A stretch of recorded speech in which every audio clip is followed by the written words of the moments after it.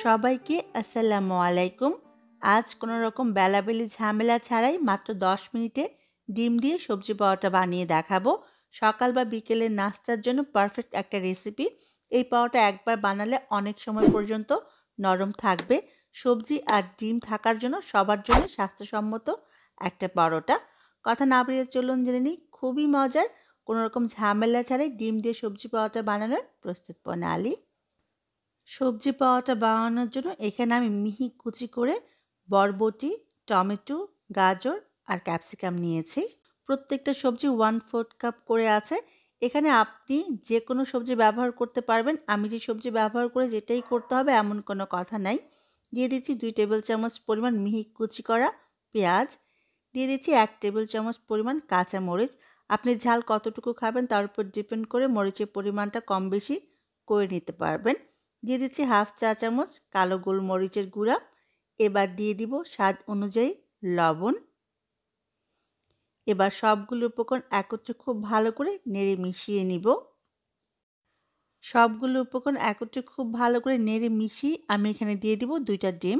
এবার ডিমটাও খুব ভালো করে আমি সবজির সাথে নেড়ে মিশিয়ে নিব। ডিমটা খুব ভালো করে নেড়ে মেশানো হলেই দিয়ে দিব 1.5 কাপ পরিমাণ ময়দা।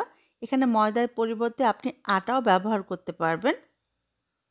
এবার নরমাল তাপমাত্রার পানি অল্প অল্প করে দিয়ে একটা ব্যাটার বানিয়ে নিব। ব্যাটারটা কতটুকু ঘনত্ব থাকবে সেটা আপনাদের দেখিয়ে দিব।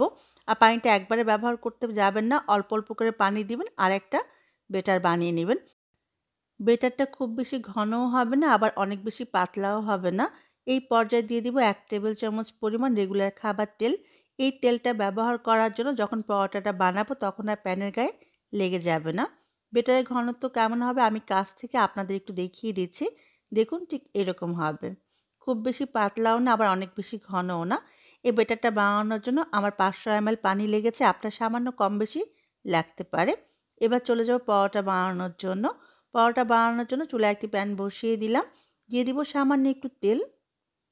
এবার এই তেলটা খুব ভালো করে সুতি কাপড় বা টিস্যু দিয়ে মুছে নিব। এবার এর মাঝে পরোটার জন্য যে ব্যাটারটা বানিয়েছিলাম সেখান থেকে খানিকটা ব্যাটার দিয়ে দিব। এবার ছড়িয়ে গোল করে দিব।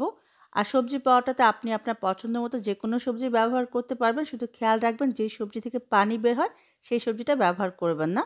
যখনই উপরে কালারটা এরকম চেঞ্জ হয়ে আসবে তখন রুটিটাকে উল্টে দিতে হবে। উল্টে দেওয়ার পরে আমি এর উপরে সামান্য একটু তেল ব্রাশ করে নিব। এই পরোটাতে খুব বেশি তেল ব্যবহার করতে হয় না, খুব সামান্য একটু তেল ব্যবহার করব। তেলটা ব্রাশ করে নেওয়ার পরে আবারও আমি রুটিটাকে উল্টে দিব। রুটিটা উল্টে নেওয়ার পরে এই পাশেও আমি সামান্য একটু তেল ব্রাশ করে নিব। এই পরোটা বানানোর জন্য অনেক বেশি তেলের প্রয়োজন হয় না। আবার আমি রুটিটাকে উল্টে নেব। উল্টে নেওয়ার পরে একটু চেপে চেপে আমি ভেজে নিব। যখন এক পাশ ভাজা হবে আমি উল্টে নিব। এই পাশটাও হালকা ব্রাউন কালার করে আমি ভেজে নিব।